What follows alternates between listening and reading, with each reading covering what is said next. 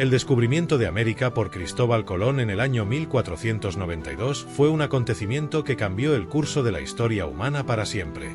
No solo supuso el contacto entre dos mundos que habían permanecido separados durante milenios, sino que abrió las puertas a la Edad Moderna y a un periodo de exploración, conquista, intercambio cultural y transformación global. Este episodio, que en principio parecía el sueño imposible de un navegante visionario, terminó siendo la base de un cambio radical en las relaciones entre continentes, economías y sociedades.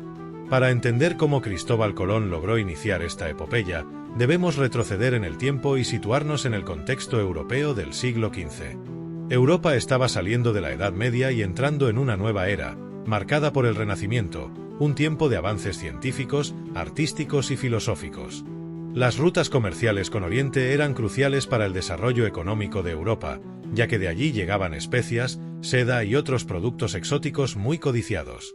Sin embargo, tras la caída de Constantinopla en el año 1453, el Imperio Otomano se había convertido en una potencia que controlaba las rutas comerciales entre Europa y Asia, encareciendo los productos y dificultando el comercio. En este escenario surge la figura de Cristóbal Colón, un navegante genovés que estaba convencido de que podía encontrar una ruta más rápida hacia las Indias, navegando hacia el oeste a través del Océano Atlántico. La idea no era tan descabellada como podría parecer, pues desde la antigüedad muchos sabían que la Tierra era redonda. Lo que Colón subestimó fue la distancia real entre Europa y Asia, así como la existencia de un continente intermedio. Pero su determinación, su audacia y su capacidad para convencer a otros hicieron que su sueño se convirtiera en realidad. Durante años, Colón buscó apoyo para su proyecto. Presentó sus planes primero al rey de Portugal, pero fue rechazado.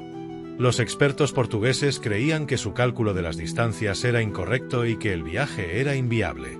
Sin embargo, Colón no se dio por vencido. Viajó a Castilla, donde, tras muchas negociaciones y años de espera, logró captar la atención de los reyes católicos, Isabel I de Castilla y Fernando II de Aragón. El contexto político jugó a su favor. La reconquista de la península ibérica estaba a punto de concluir, con la toma de Granada en el año 1492, y los monarcas buscaban nuevas oportunidades económicas y expansión territorial. El 17 de abril de 1492, los reyes católicos firmaron las capitulaciones de Santa Fe, un documento en el que se estipulaban las condiciones del viaje de Colón. Se le otorgaba el título de almirante de la mar Océana, así como el gobierno sobre las tierras que descubriera y una parte de las riquezas que encontrara. Con esta promesa, Colón partió hacia lo desconocido. La expedición estuvo compuesta por 3 embarcaciones: la Santa María, una nao de mayor tamaño que serviría como nave principal, y las carabelas La Pinta y La Niña, más ligeras y rápidas. El 3 de agosto de 1492, la pequeña flota zarpó del puerto de Palos de la Frontera, en Huelva, con una tripulación de aproximadamente 90 hombres. Muchos de ellos eran marineros experimentados, pero también había presos liberados a cambio de participar en la expedición, además de hombres en busca de fortuna. El viaje no fue fácil. Durante semanas, navegaron a través del Atlántico, un océano inmenso y desconocido para los europeos. Colón utilizaba mapas rudimentarios y navegaba por estimación y observación de las estrellas, una tarea extremadamente compleja en aquella época. La tripulación, inicialmente esperanzada, empezó a impacientarse conforme los días pasaban y no se avistaba tierra. El 10 de octubre, tras más de 2 meses de viaje, los marineros, desesperados y al borde del motín, exigieron regresar. Colón, con astucia, logró convencerles para que aguantaran 3 días más. La madrugada del 12 de octubre de 1492, se escuchó el grito más famoso de la historia naval: «Tierra a la vista». El vigía Rodrigo de Triana, desde La Pinta, había avistado tierra en el horizonte.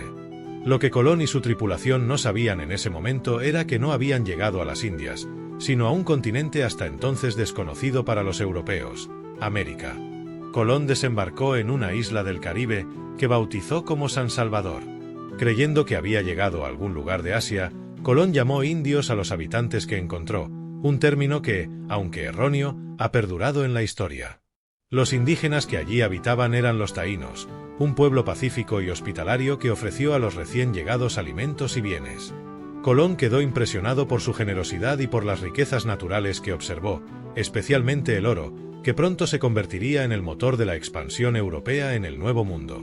Durante los meses siguientes, Colón exploró otras islas del Caribe, como Cuba y la Española, actualmente Haití y República Dominicana. Construyó un pequeño fuerte, llamado Navidad, utilizando los restos de la Santa María que había encallado. Dejando allí a un grupo de hombres, Colón regresó a Castilla para informar a los reyes católicos de su descubrimiento. El 15 de marzo de 1493, Colón llegó al puerto de Palos, siendo recibido como un héroe. Su viaje fue considerado un éxito, y su regreso generó una euforia en toda Europa. Los reyes católicos le recibieron en la corte y le prometieron apoyo para nuevas expediciones. Sin embargo, todavía había una pregunta sin respuesta. ¿Había llegado realmente a Asia o se trataba de un territorio desconocido? En los años siguientes, Colón realizó 4 viajes más al Nuevo Mundo, explorando gran parte del Caribe y parte de las costas de América Central y del Sur. A pesar de sus esfuerzos, Colón murió en el año 1506, convencido de que había llegado a las costas de Asia. Nunca supo que había descubierto un continente nuevo. El descubrimiento de América tuvo consecuencias de una magnitud inimaginable.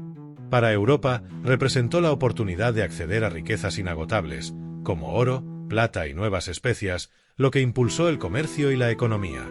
Pero para los pueblos indígenas de América, significó el inicio de una época de conquista, colonización y sufrimiento, marcada por la destrucción de culturas milenarias, el sometimiento y la explotación de las poblaciones locales. Por último, me gustaría dejaros una pregunta. ¿Fue el descubrimiento de América un avance inevitable en la búsqueda del conocimiento y la expansión, o un evento que podría haberse evitado por el bien de las civilizaciones indígenas?